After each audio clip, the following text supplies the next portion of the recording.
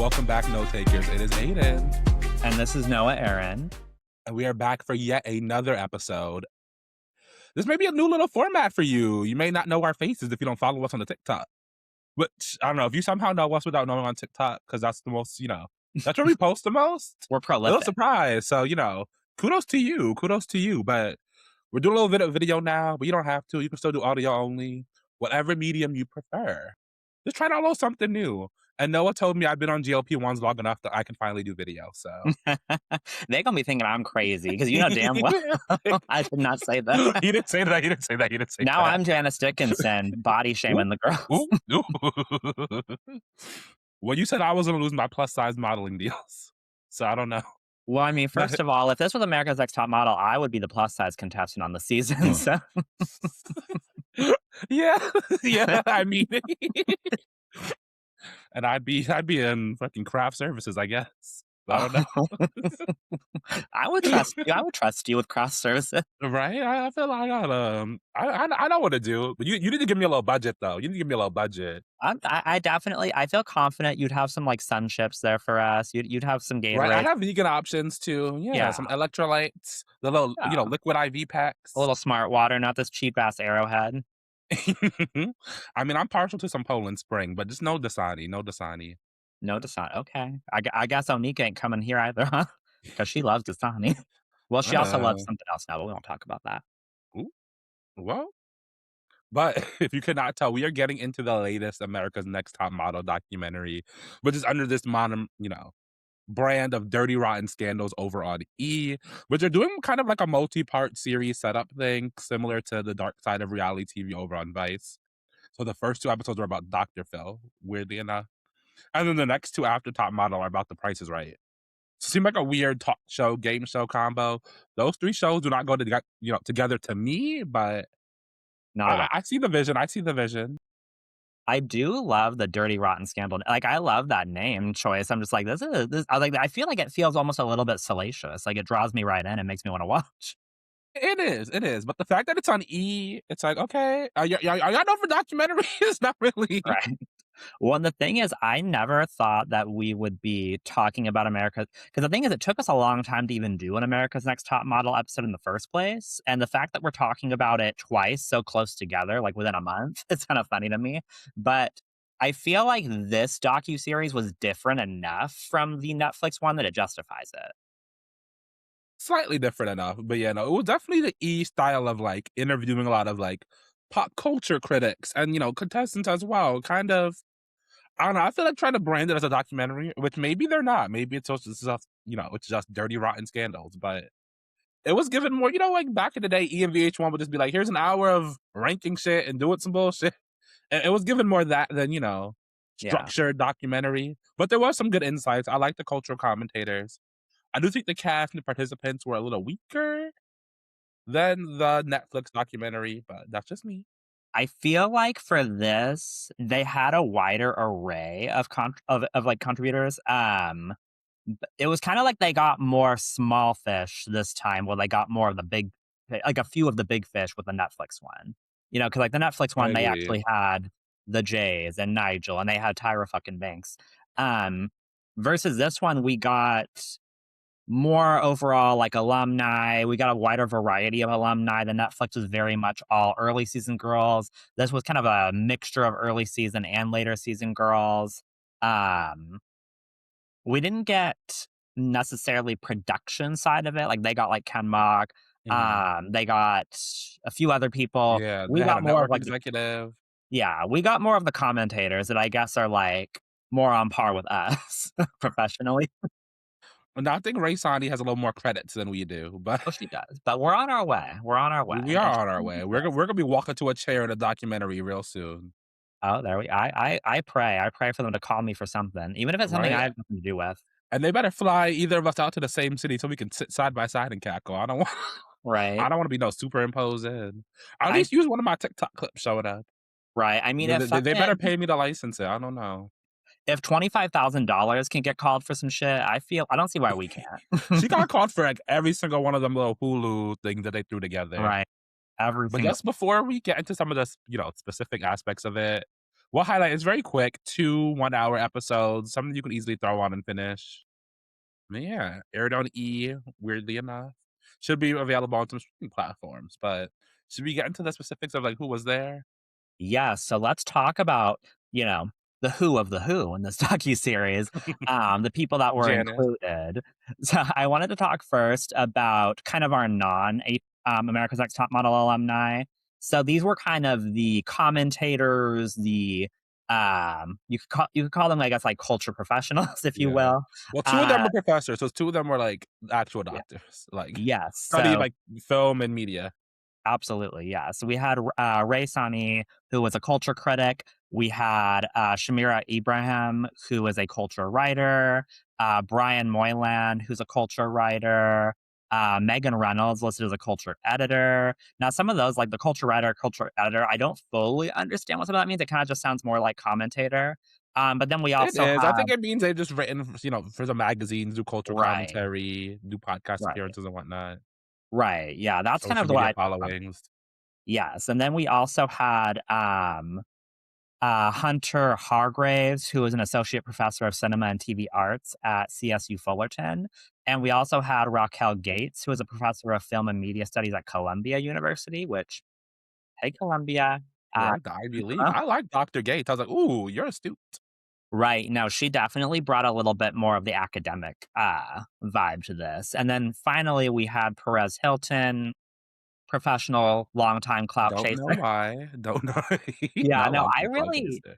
I didn't get why he was here. He wasn't really featured all that much. He was kinda just interlooped throughout. Um, and I feel like he really offered nothing of substance. Like, Right? the most memorable thing I can think is he's like, "They were trying to make good TV." Well, duh, bitch. Like, we know. Right, and he had said something about just like, "Oh, wow, what is too far?" Like, they didn't really know, even though the cast was diverse, and it's like, "Did you know what was too far, sir? You were out in people. You were the most evil person of, like, the 2000s." Right. Like, I Like, don't think you're one to talk.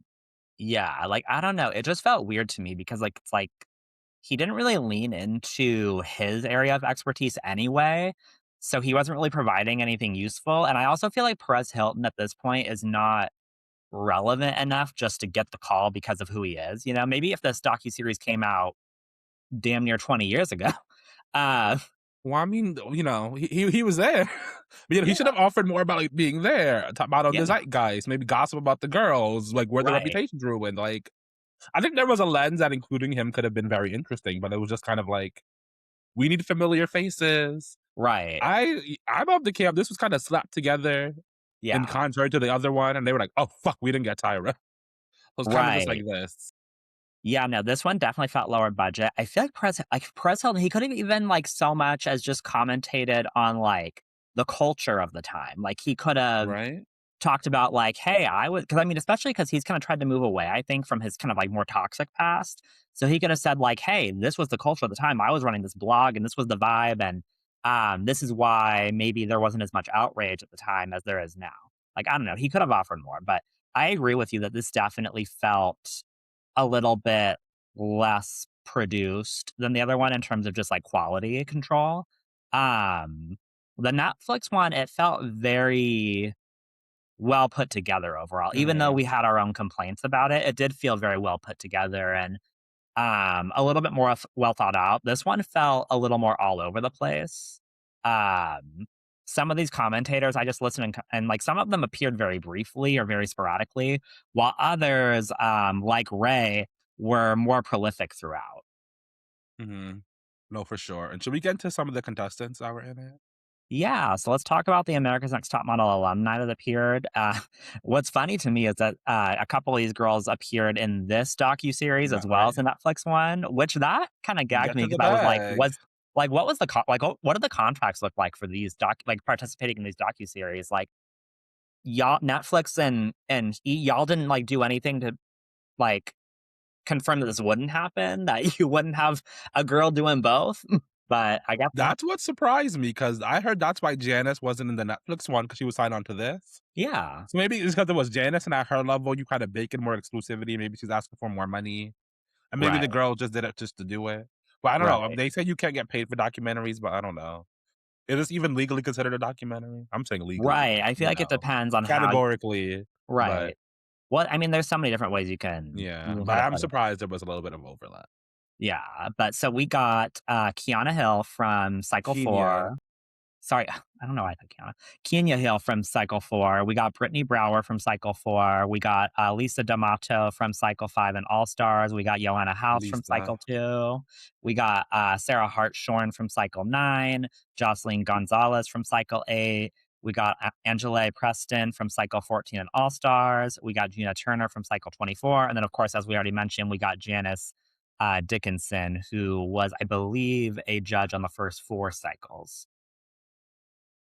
I think Joanna made, like, a quick little mention. I don't know if she, like, sat down in the chair, but she was talking at some point, or maybe it was, like, archival footage, but I remember seeing Joanna yapping about something. It might have been, like, the OE'd footage, which they did, like, kinda build in, which Yeah. I found was probably, like, their strongest suit, have all that archival footage, like, from E's database.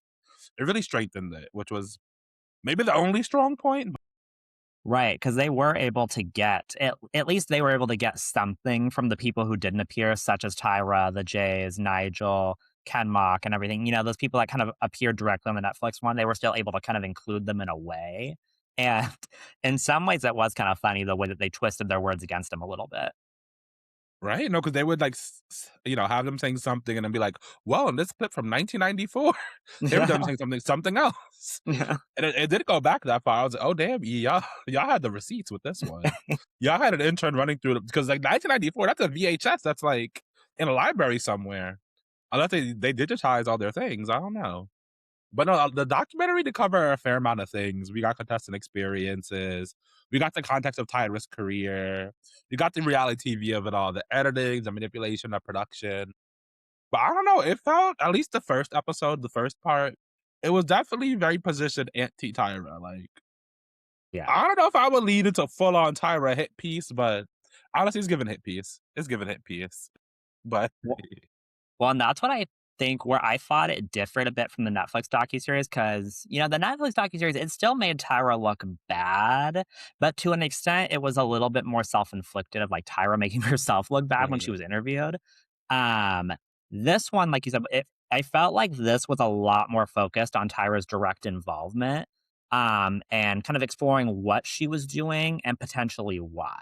Like, we kind of circled back on a few narratives a few times about this thought that Tyra was kind of projecting her own insecurities, traumas, things like that onto these girls, as well as her frustrations. Um, and then we also brought up like things like the Tyra versus Naomi comparisons, the mhm. idea that Tyra maybe had some bitterness about Naomi's level of reverence in the industry Yeah. versus her own. Like, we really touched on a lot of that with Tyra, kind of like her motivators for why she was doing it. Which obviously Tyra is synonymous with the brand of America's Next Top Model, but a lot of it was just like Tyra's impact, Tyra's impact, Tyra's impact. Like there was no Yeah. context of like Ken or like, the show's impact on their careers as a whole, as an entity. It was a lot of it was just like Tyra, which is Yeah. like why I bring it up this way. And even how it begins is kind of just like Tyra's career was fading, which I don't know. I was 4 then, so I don't. I mean, I'm Right. sure it was. I know one, the commentators was like, she was dating Chris Webber, and then she kind of fell out the public eye, and a top model came, and it was, back to relevance. There were like newspaper spreads of it, and it really was like a huge casting call. They were showing the footage from then, so kind of positioning us like this was Tyra's comeback. This was her moment of relevancy, and really a moment to make money. Because they really, specified how, Top Model spread to so many different countries. They was, 65 Mhm. different international versions. Tyra was banking on them all because she sold the format. And they definitely made sure to be like, "Ooh, Tyra was profiting, Tyra was profiting, Tyra was profiting." Like, that was everyone's kind of bottom line. When I found it interesting the way they did open it, like you said, of kind of like phrasing it that Tyra's career had kind of like and that she was kind of on the comeback, because the way I always saw it, and like you said, like, I wasn't really much of a sentient bitch at that point. I don't really have memories of the late '90s, even though I was born in '96. But the Allegedly. way I always saw it is I always kind of saw it as Tyra was like at the top of her game, like in terms of celebrity and whatnot, and that's part of why the show ultimately got picked up, was because of Tyra and who she was and her fame. And then also the way I always saw it, and maybe this is just me being kind of brainwashed by the way Tyra's always described it over the years, That's true. but She's been in control of that narrative. yeah, and she's always spun it as America's Next Top Model was her, like, brilliant pivot of being like, "Oh, I'm gonna get out of modeling before they force me out or I age out. Like, I'm gonna kinda get out of it and then Same. pivot into this, like, multimedia mogul type thing." And it's always kind of a, phrase that, like, Tyra's this genius and this great businesswoman for that. Well, that's what I thought too. As you're getting a little bit older, it's like, okay, I need to find the next step. You can't really model forever. I think, Yeah. all of them know that. Which the truth is probably somewhere in the middle. I think this was heavy handed on like trying to paint Tyra negatively. Yeah. Our star could have been fading a little bit, but I don't think she was like irrelevant. I think there were other things, on the horizon. She definitely could have gotten like TV hosting gigs or like interview people on the red carpet or something. But and she saw more than that. I mean, we all know Tyra liked to dream big and think big.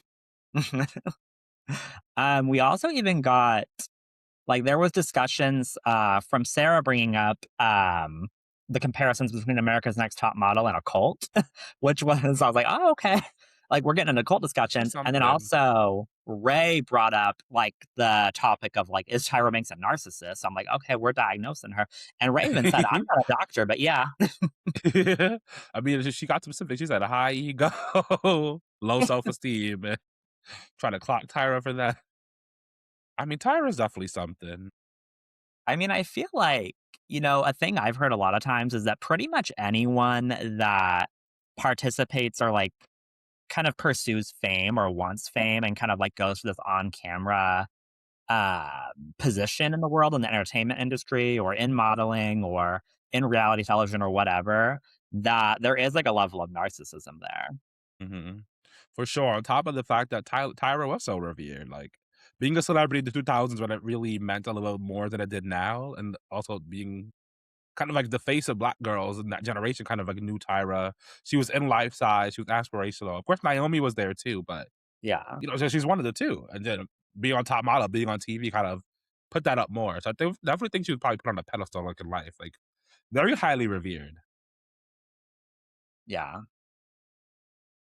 And And I I do think think you go. I was just saying, I think it's crazy just to like look at everything now in the bigger picture and see just how hard Tyra's reputation and kind of like her image has fallen over the years. Ooh. Well, yeah, because I mean, people like I really don't see positive discourse about Tyra Banks like on social media, online. Like it's Well, what is there to be positive about? I right. mean, I try the hot ice cream, I try it. It was in New York, but I was too lazy, it was too cold, like, this was a cold winter in New York, I wasn't Yeah, doing that I for Tyra know you. Banks. That's saying you were the elements were trying you, Yeah, girl, you you heard it. right? I know. I guess. Yeah. I guess I can't complain because where I live, the weather's pretty mild. We don't get none of that. But y'all get tsunamis. That's true. And I mean, I live right next to the ocean. I could get wiped out right now in front of y'all's eyes. Ooh, and you know who got wiped out on the show? Janice Dickinson. Well, maybe she didn't wipe out on this show, but definitely on Surreal Life. But I do wanna get to the Janice of it all. I feel like she was part of, like, one of the biggest selling points of this documentary specifically. And was And it I do as feel like a lot of her talking points and questions were about Tyra and, like, Tyra's position on the show and really trying to, like, drag her down. I didn't know they were beefing like that too. Like, the Jays, I feel like kept it a little more semi-professional. Yeah, cute. They kept it cute. But I think Janice went full on like, "Nah, Tyra's evil." well, and the thing with Janice and talking about Tyra is because Janice has talked about Tyra a lot over the years since she was fired from the show, and it's gone very back and forth. It's been very inconsistent in how she's talked about Tyra. Sometimes she Shocker. has just sometimes she's praised this woman and been like, "Oh, she's great. She's this, she's that." Other times she's trashed her. And not to be shady, but I feel like I don't know what her status is now, but in the past, sometimes it's kind of felt on the status of her sobriety and where she's at with that. Because in a lot of the past footage I've seen of her trashing Tyra, it's been very much where it's like, oh, you look like you're a little lit up on something. Um, versus where I've seen her kind of praising Tyra and even apologizing for criticizing her before. It's like, oh, she's in a good sober place now. So I don't know. No, that inconsistent opinion, I feel like it's just Janice in a nutshell. Because we Yeah. watched and covered her Surreal Life season, which she was on with Omarosa. It was kinda like the same thing. It was so, like, bizarre to watch. And at the end, you see the entire house kinda taking Omarosa's side over Janice's. Right, which does not And we happen. know how Omarosa is who we're talking about, so I think that just Well, sets normally the it's scene for you. well, Keep I'm in mind, saying this norm show filmed in 2006, and this lady's still doing the same. right, yeah, she's still doing the shenanigans.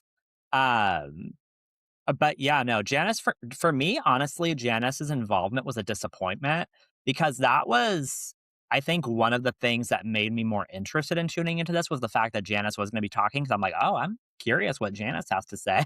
Right? But she wasn't similar to Perez Hilton, she wasn't really in it that much overall, like, she And I kinda feel popped up. scammed. Yeah, she popped up here and there, and ultimately, she really didn't like, she didn't really contribute that much overall to the whole thing. And I would say the 2 main things she said, at least that I took away from her, was 1, her trying to dodge accountability. Yeah. She said, "Oh, the producers wanted me to be the Simon Cowell. They encouraged me to be harsh." Maybe I think but she also said that Tyra scouted her specifically because she was harsh. So I think Yeah. this is your personality. I don't doubt they asked her to amp it up, but I think she enjoyed it and relished in it. But also that was kind of the archetype of a competitive reality show. Like you need to have a Simon. Like I remember being a kid and cackling at Simon's bullshit. Like it was just kind of the culture of the time. So I do think she was set up a little bit, but you kind of walked into the role too well, baby. Like you you would say the craziest things. Yeah, no, I think, But and you to have so me, much teeth, you look like an alien from another planet. Like damn. that was crazy. Yeah, it's just like shit. Yo damn cat. Or that was not the camera. Oh god, shit. I think she knocked some shit a few days to, like, figure out the editing on it. Okay.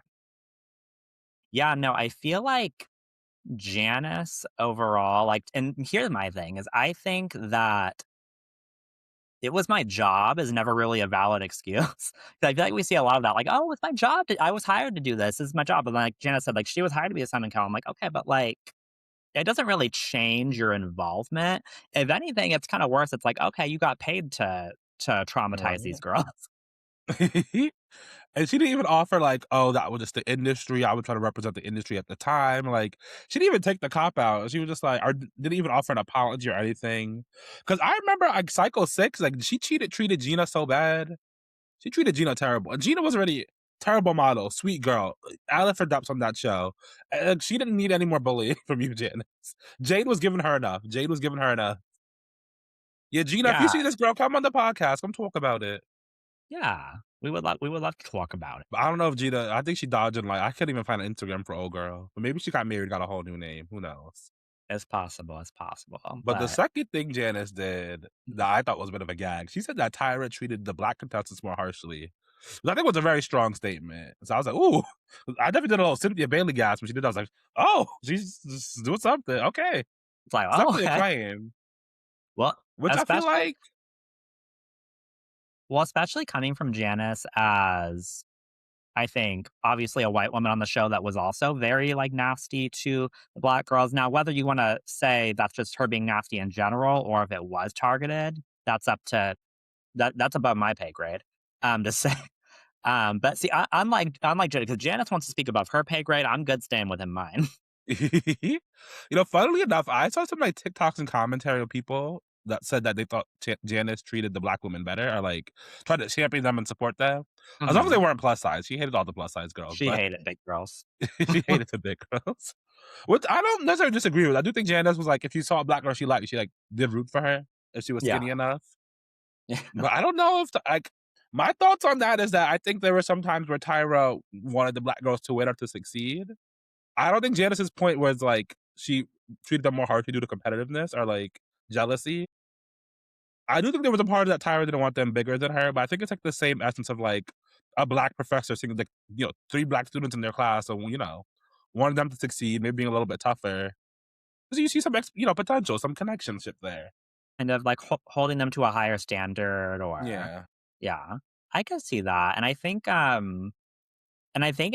it can kinda tie back into, like we were discussing earlier, kind of the general narrative in this, about how some people in this docuseries felt that Tyra was projecting a little bit of her own traumas and frustrations on these girls. And it could kind of be like her as a black woman in the industry being like, "Well, I went through this, so they should be able to handle it too." right? I don't know, I feel like it probably got so quickly out of control. Like, my whole perspective is, I think Tyra wanted to kinda lend a helping hand to begin with, and then kind of as the show went on, I think she got so caught up in entertainment and her narcissism and building a brand, and realizing it was probably genuinely hard to get all of these girls' careers. Like, it was Yeah. probably hard enough to do what she did with Eva to have, her pinnacle of success is obviously she's got modeling jobs, but Real Housewives of Atlanta and a male stripper show on BET isn't exactly an Oscar, you know? I mean, I watch all the Queen's Men. It's lovely, lovely program. Shout out to Bolo. Uh, you know? So, I mean, I don't think she cared as much to kind of develop real careers for them. I think her intentions were good in season 1, but as it went on, Yeah. it Well, was I just think Tyra, Tyra, Tyra, Tyra, Tyra, you know? yeah. Well, and I think and that's the thing is, like, I think I don't think Tyra Banks is some, like, supervillain who was necessarily, like, plotting out all of these evil things a million steps in advance and was like, "I'm gonna sabotage all these girls' careers." Similar like what you kinda just mentioned, it's maybe a thing of just being like, "I don't really give a fuck to follow up on this." Pretty much. Because really, that seems to be when the girls talk about, like, kind of post-show with Tyra, a lot of their complaints are more so like, "She didn't champion me, she didn't follow up with me." Kind of feel like it was more of just Tyra just didn't really care to actually follow through with anything with these girls, and not so much like Tyra necessarily directly sabotaging them. Because like, I've never heard a story of, like, a "Nikki stop my bag" type of story, you know? I've never heard of, like, Tyra trying to, like, keep a girl off of a job or something like that. Which maybe went down behind closed doors, although Danny said that she did express on the other documentary, that she did express some regret to her after the fact, but it was like, "Girl, like, what's that gonna do now?" You know? Right, I yeah, think it could be argued she didn't exactly try to, bust doors down either. right. I think she kind of had this mentality that I'm giving you this exposure, and that's, like, enough. Like, how dare you expect more from me?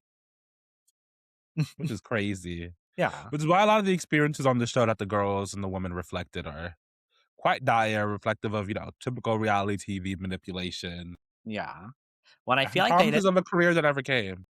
right, and I feel like they didn't touch on the specific thing as much in this docuseries as they did in Netflix, but the fact that, like, if anything, Top Model probably hindered their career in modeling more than helped it.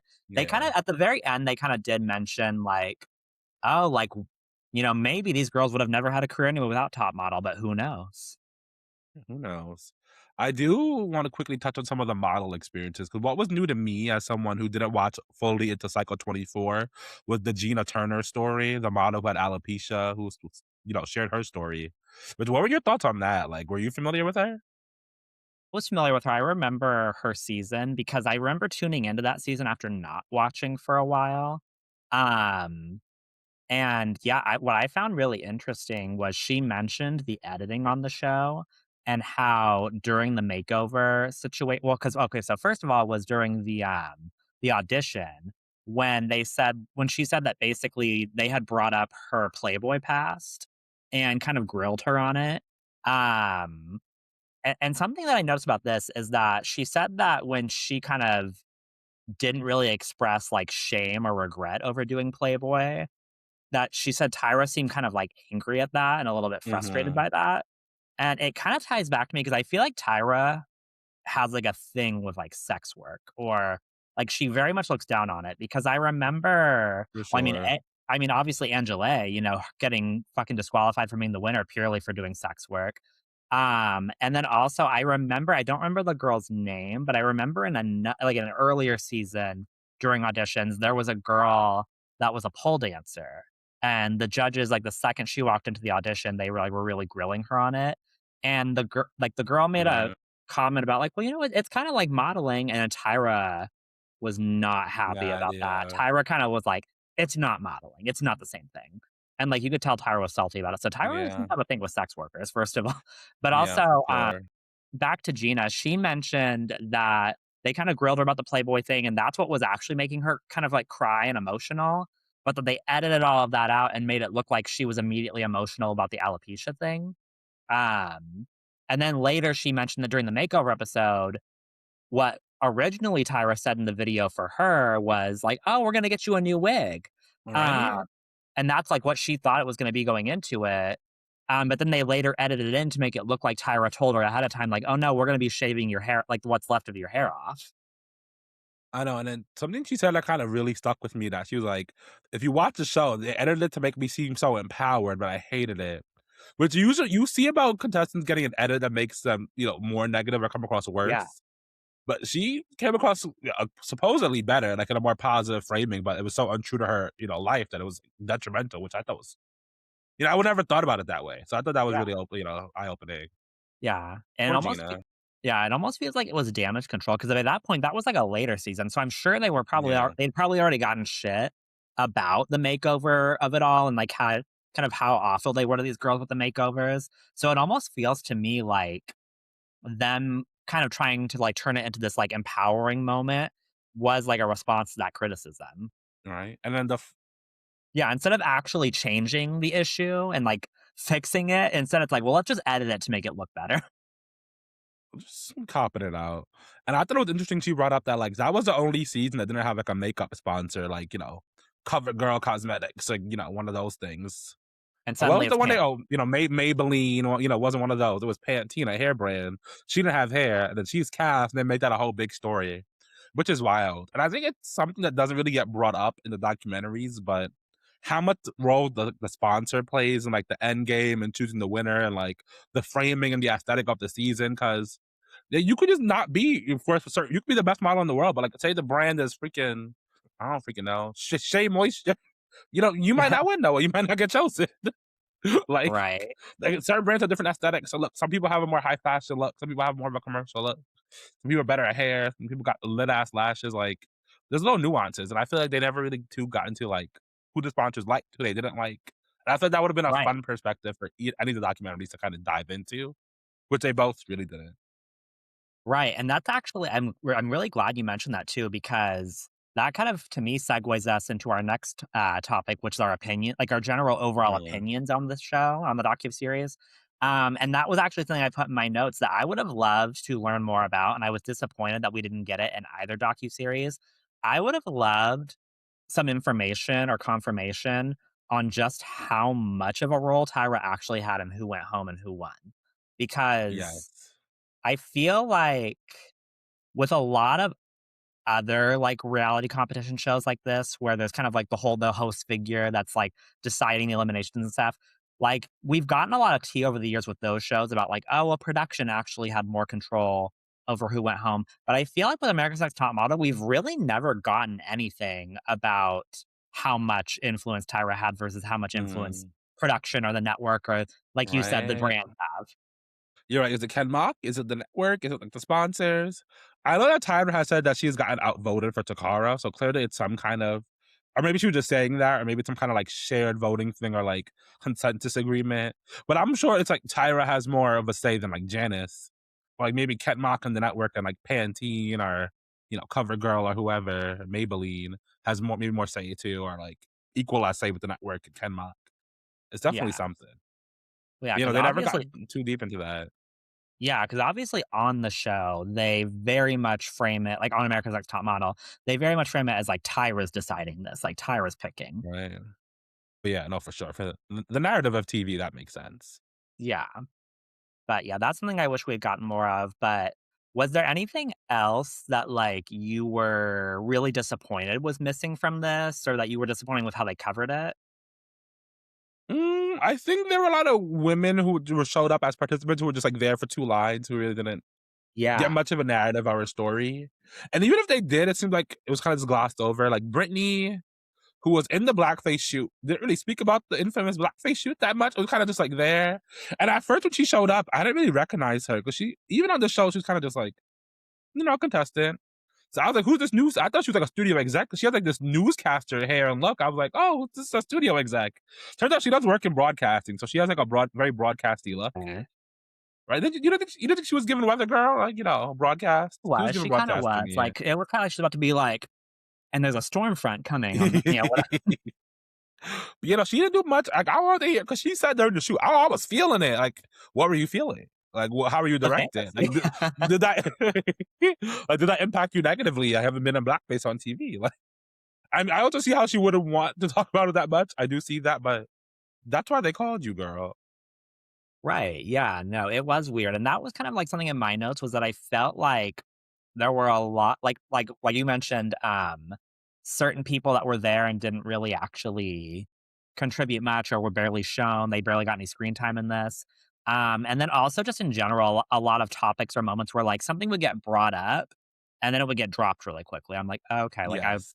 I wanted to hear more about that, but okay, Right? and Like, I with think Jasleen, I mhm, remember she had this strong talking point of like, "Oh, they really knew how to found people who had issues, who were in situations."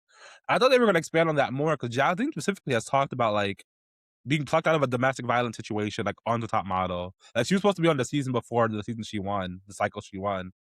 But they didn't like she didn't pass psych test is the rumor, like, I don't know if that's confirmed or not by her. That's, like, kinda like the consensus, the gossip on Reddit, if you will. And then she got into the next season, they kind of, like, built her up to a winner. Which Tyra does like to kinda make this wounded bird winner approach sometimes. Like, we kinda see who she kinda, like, tries to push to a win. Like, we see with Angelique, who was supposed to win, kinda has her, backstory and her narrative that she overcame. Obviously, that didn't happen. Well, she was filmed winning, it didn't air. And then Tiffany, who famously was kind of like more from around the way, didn't have, like, the strongest upbringing and really wanted it. I think Tyra wanted to make that kind of a story and a narrative. I think Tyra really was pushing her to win, which is kinda why she went off the fucking rails, but she ain't need to say all that she said. Wanna right, reiterate that. But, yeah, yeah, yeah, no, I no, feel like they just dropped the ball in terms of, like, getting some stronger narratives or really kinda getting deep into, like, these more pivotal moments. If they maybe they coulda tightened the cast a little bit, maybe got less participants. Like, there was no real direction, like, whoever was the director of this was kind of just like, let's ask some questions. Like there was no overarching kind of theme except let's yeah, drag Tyra, which yeah, it like we know, like they've been doing on TikTok since 2020. Like, you know? yeah, it almost felt like and, like, yeah, like, on TikTok since 2020, almost because they reference kind of, like, 2020 a few times, it's kind of like the reckoning. They didn't use the word reckoning, but, like, that's kind of what it felt like. Uh, but it almost felt more like a compilation of everything we've been kind of hearing about since, like, the pandemic era where, like, people were talking about the show and revisiting it, and it almost feels like this specific docuseries would have made more sense if it came out around that time. For sure. Like there was nothing exactly groundbreaking, but I do like that they kind of got more incremental stories in terms of like girls from later cycles. Like we didn't hear from Gina in Cycle 24 on that. I found that, insightful, more interesting. I mean, Lisa always, running her mouth about top models. So I feel like she's not saying anything new. I think she's like she won All Stars. She's like a big figure in the brand and the community. So hearing from her was good, but I don't know. I just wanted to hear from Takara. I love me some Takara Jones. Like, why was she in none of the? I know she's done some interviews and has spoken to it, but I guess they didn't want to talk to like some of the success stories. I guess. Also, I feel like Eva, Yaya, and Takara probably was like, I'm over talking about this. Yeah, well, I mean, even recently, since the Netflix docuseries came out, Eva's been like, I've seen her on a Has she been like pro few Tyra, right? talk shows, yeah, and she's been kind of, like, in this weird like, kind of on the fence a little bit where she's like, "Oh, it's great that the girls are sharing their stories and their experiences," and but then she's also being like, "By the way, I had a very positive, wonderful experience. I didn't Yeah, experience any of the things these girls are talking about." And, like, also, like, Tyra, da, da, da, da, like, kinda, like, being a little bit nice towards yeah. which I get. Like, I understand if, like, maybe she doesn't and maybe she really didn't have a bad experience. She could be being completely honest about that. And I could also see where I she's mean, I like, feel "Oh, like she's probably the most famous alumni. So right." So I can see why it would be difficult for her to go and trash Tyra, you know? yeah, no, for sure. I think also Tyra and her probably like had more of a personal relationship. I think she kind of built her up more. And I feel like Yaya probably had less of. I feel like Yaya got to where she is by like being Yaya. And Yeah. also using like a kind of different acting name than that, because she's kind of more known for the acting now than the modeling. So it's kind of like a different bag. I thought she would drag Tyra, but she's too classy. She was too classy then when she was like 21. Yeah. She's not gonna do it now with wisdom. I mean, yeah, I think a lot of these girls that participated in the show, are maybe more evolved than Tyra. Yeah. I will say when I listened to Takara on an interview, she kinda had a similar sentiment to Eva, like, "Oh, things went well for me, but it was definitely difficult." But she also kind of centered her own experiences, like, as the plus size girl, the plus size model, and, like, them being rude and stuff to her, so I don't think she could have been added to the documentary, but maybe they didn't want too much of a success story, or maybe they wanted specifically this one, and they probably wanted way more dragging of Tyra. So 'Cause I feel like in the Netflix doc, it was a little bit more mixed. Like you had some of the girls interviewed being a little bit more generous towards Tyra, and some of the girls being a little bit more like da da da da. Versus with this one, it seemed like pretty much every girl had something rude to say about Tyra. I mean, yeah. But, like, what are the streets saying? I feel like people are definitely talking about this one a little bit less. Maybe it's some fatigue. Maybe E doesn't have as much marketing because you can easily, click on Netflix and be like, "Oh, Tom Hardy documentary," they'll headline it, but, E's network channel, they don't really I don't really run an ad for this, just some social media, so definitely feel like there's been less buzz, but I think people are kinda just over hearing about it, like, I bet there's so many ways to say the 2000s were bad, and reality TV reflects that. Mhm. I know No, we tired of we we have a lot of episodes talk about it, but yeah. Yeah, no, I agree. I think the fact that this one didn't I think the fact that Netflix is kind of like a bigger just monster to kind of push out content and promote content. I think obviously the Netflix docuseries, it probably benefited from coming out first. I And think probably then was. also the fact that they landed who they landed, such as the Jays and Tyra and stuff Yeah. like that. Like I feel like this one, Also one of the biggest Netflix, it's like yeah, one of the biggest things this one had going for it was that, like, "Oh, Janice is on this one," because I think people were disappointed that Janice wasn't in the Netflix yeah, one, and she and didn't she even was really barely there. uh, oh, Mm. I feel like the Netflix docuseries really had a lot more working in its favor than this one. And it was a bit more of a production budget, like, asking, like, stronger, tighter questions, definitely more of, like, a constructed narrative, like, you could tell what story they were trying to tell and what they were leading up to. Well, this one felt very frenetic, and, like, the scenes could have been everywhere, like, maybe this could have been in episode 1, maybe this could have been in episode 2. Like, I didn't get how they even divided things, it made no sense.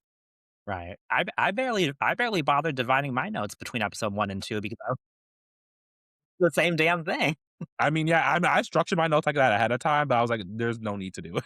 Yeah. I could've saved myself the time. But I know there was some, like, online talk amongst the contestants regarding this, as there is. So shit, you know how Lisa was talking about, "Oh, they covered us with paper bags." I don't know why Yeah. I did that voice.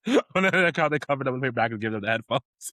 Well, Shannon came out and was like, that never happened. That's untrue. We had eye masks and headphones, but never paper bags." But then Angelique came back and confirmed that they had paper bags. So I don't know. I feel like that was I don't know, that seems like a regular reality TV mechanism. Maybe they don't need to do it as long, but I feel like, stopping contestants from knowing where they're going, maybe stopping them from hearing things or seeing things like par for the course. I hear about it on Survivor all the time between like challenges and tribal councils or whatnot. I do see what Lisa's trying to say with the Stanford Prison experiment. They're trying to like isolate you from sensations and whatnot, but reality TV as a mechanism is a Stanford Prison experiment. Like you couldn't leave the house without wanting. These producers have power over you. You're competing for challenges. I feel like reality TV is like I feel like simulation, a version of the Stanford Prison experiment. But then Bree, who was in the Netflix documentary, who we know works in prison reform now, she was very upset about the comparison to the Stanford Prison experiment. As somebody who's worked with prisoners, she's like, it was nothing like that. So Yeah. Well, varying perspectives, varying perspectives. yeah, one I can see where Lisa would be on social media maybe a little bit more sensitive to reactions to this or whatever. Because I mean, she made it clear that the only reason she even did All Stars in the first place was because she wanted to change the public perception of her because of the edit or kind of the way she came off on her first Right. season. And then I'm sure, to a degree, I'm sure she participated in this docuseries for the same reason to kind of change the public perception of her. Didn't And work again. yeah, and one thing I've learned from being a reality TV big fan for years and years and years is that trying to change the perception of yourself hardly ever works out. On Drag Race, Fifi O'Hara was the villain her first season. She came back for All Stars thinking she was gonna get a new edit. They fucked her over again. Oh, Jerry Fifi. Manthey was the villain on her first season of Survivor. She came back for All Stars thinking that it was gonna go better for her. She got booed off the reunion stage. Right? It just doesn't go well when you come back with this plan of like, ooh, like you think that the producers that screwed you over the first time that they're gonna do you better this time. Right. Unless you really, really change or it's like a competition show or something like There's enough of a format change. Because I would say there were some redemption stories on Bad Girls Club. I know you don't know Valentina. I know you're not that familiar with the franchise, but I think Valentina on Bad Girls Club had a lovely arc, evolving from like the biggest villain to really probably one of the most healed. And like she didn't go to like well liked by the fans, but the fans I think acknowledged like, oh, you're changed now. You're like we see it. But it was also probably like being 21 and be like seeing yourself on TV for the first time. It's probably Yeah, just like, oh. To some yeah, people, it's like, oh, but it's really like I feel they like adjust. I feel like it has to happen more organically, though. I feel like the thing is It you can't does. when it comes to the way people are gonna perceive you or the way you're gonna be edited or the way anything's gonna happen, like, you just can't force it. You really Yeah, and can't. it's been 20 years. Yeah, right. And she's, like, always been on podcasts and stuff, just, like, just being grander in life about it, like, I don't know, we it's Yeah, like, Lisa's credibility is already just like, you know? yeah.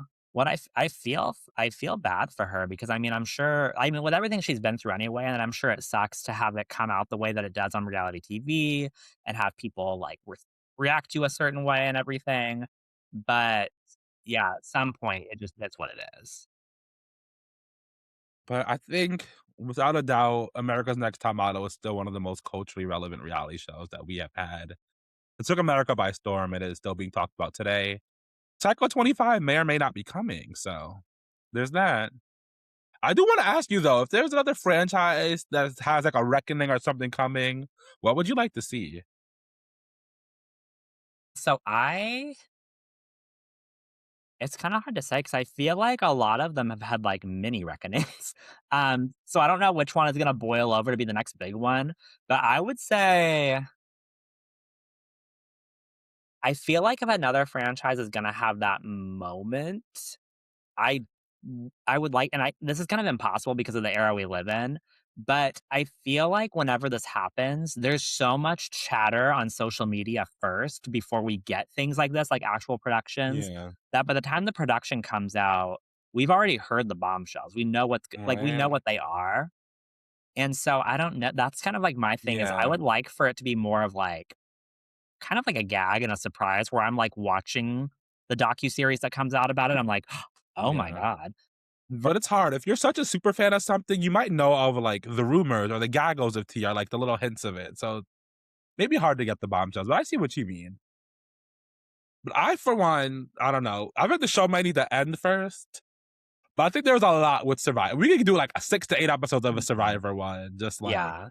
behind the scenes, even back to season 1, like, them trying to push people to get voted off. I Yeah. know with this most recent season, we have both haven't watched, like, 10 seasons, but I know there was a lot of, like, drama about, like, the pre-gaming this most recent season, not 50, but 49 or 48. Like, you know how the contestants are, like, in Fiji, they're supposed to not talk to each other or whatever, but, like, kind of people were, like, whispering, making deals and whatnot, like, then, so I wanna know about that. I wanna know about that rumor about Alexis and James getting kicked off because they were trying to stuff into some food. Like, there's enough tea and, like, evolution of, like, culture and society that you can get into on Survivor, like having to input that POC rule. I want to hear from Vecepia as the first black winner versus the black players now. And I bet there's enough drama and mess that you can get into, like how Jeff treated people like off camera.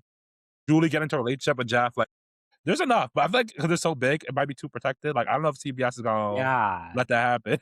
That's the thing with I think with it being CBS, I think it's almost treated a little bit more precious. And I think that to a certain extent, I feel like shows like Survivor, even though they still are reality TV shows, and even though they kind of play by the same rules as other reality TV shows, I feel like people see Survivor as like a less trashy show. So I That's true. feel like there's less of this like thirst for like salacious tea and whatnot. Versus I feel like when it comes to America's Next Top Model or Toddlers and Tiaras or Bad Girls Club Yeah, it's or inherent. Oh Flavor yeah, of the Love or Bad like Girls Club. Oh yeah, the Bad Girls yeah, Club documentary needs to happen too. that's it, because And call me for that one. we wanna participate. You didn't watch the show. You could stay your white ass at home. I want to be there. If you're going, I'm going. I'm tagging along, I don't care. You gonna hold the boom mic for me? You gonna hold my lighting? I might hit you with the boom mic. And how it's gonna be Bad Girls Club on that set too. Um, but yeah, no, I just think that with the shows that are kind of, like, perceived by the public as, like, trashier, I That's feel like true. those shows are more vulnerable to this type of expose. For sure. But at this point, we're running out of shows. They gonna Right. come up with something soon. They gonna come up with something soon. Right, I know. But yeah, I think overall, I would say like final thoughts on this docu-series, a little bit disappointing. I mean, I think had I not seen the Netflix one first, and this is where I really think the Netflix one kind of benefits from coming out first. I think had I not seen the Netflix one first, I might have liked this one better. Um, but just overall, I just felt a little disappointed, a little bit like, okay, whatever. Like it was what it was. Like it Right? wasn't. Or if they like combine the efforts, like Yeah. maybe put together the bandwidth, get everybody under one roof, Yeah.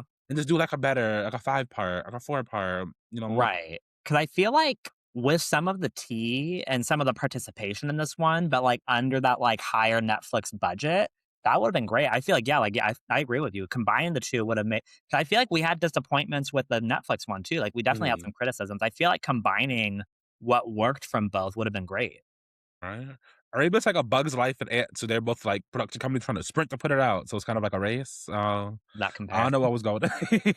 Well, I mean, Good analogy. I, and I'm Team Ants. I'm Team Ants. Low key, Ants was Ooh. lit. Well, I'm team Bugs Life just because of our little mutual friend that looks like a Bugs Life I knew you character. were. I knew that was rude. Well, I'm not I gonna knew say you was his gonna go name. there though. I'm not gonna say his name. He probably doesn't listen to the podcast, so it's okay. But you can follow us at On a Real No Pod on all platforms if you want to know more from us, hear more from us, see more clips. Please subscribe, rate, and review. Do all these things wherever you're listening. If it's YouTube, hit that subscribe button. You'll hear more from us because we'll be getting into it. I think next week, probably the Mormon Broads, Secret Life of Mormon Wives. Oh, I yeah. don't know. We'll talk about it. We might get But, into it. We might get into it. right, well, someone canceled Hulu, so no, I don't know how. We gonna Yeah. watch. Well, where there's a will, there's a way. We've learned that. Period. Well, thanks, y'all. Peace out. Have a good one.